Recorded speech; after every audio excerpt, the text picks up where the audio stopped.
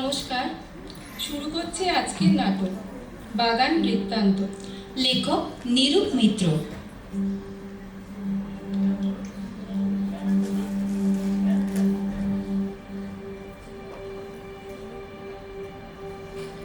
মাসিমা, ও মাসিমা, এই যে পা নাচাচ্ছেন দেখছি। না মা, মাচান আর কোথায়? মাচান বলিনি, নাচাচ্ছেন দেখছি, তাই বললাম। উচ্ছে? ধ্যান, উচ্ছে মুচ্ছে কে বলেছে? হ্যাঁ, উচ্ছেও এককালে মাচানে হতো বই কি। কুমড়ো, লাউ সবই মাচানে হতো। এখন আমার ছোট বাড়িতে অত ঠাঁই কোথায়? উঠোনে লতিয়ে বাড়ছে, ফল ফলাচ্ছে। সত্যি বুড়ির কর্ণপটম দেখছি আজকে একেবারেই ফাংশন করছে না, টোটালি নন ফাংশনিং। কি মরতে যে গল্প করতে এলো, জ্বালাবে, এবার জ্বালাবে। বুঝলে হে, সবাই ভাবে তরকারির বাগান করা বুঝি খুবই সহজ। জানে না তো কিচেন গার্ডেনের পেছনে কত খাটনি।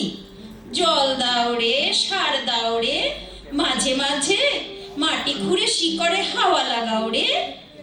মাসিমা, ও মাসিমা, আপনার সেই কৃষ্ণভক্ত কুকুরটা দেখছি না তো।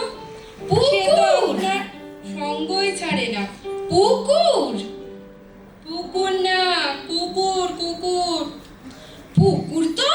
উফ, কথাটা মন্দ বলনি। ভাবছি বাগানের পেছন দিকে একটা পুকুর কাটাবো, জলও সাপ্লাই দেবে, সঙ্গে মাছও হবে। এ তো কোনো কথাই কানে নেয় না।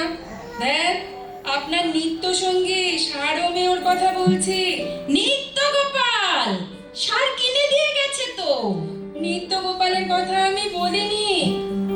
আরে বাবা, সার ছাড়া কি বাগান রাখা যায় নাকি? সংসার যেমন রসে বসে থাকলে শোভন, তেমনি তরকারির বাগানও একেবারে সারে গোবরে থাকে বলে জেল্লা দেয়।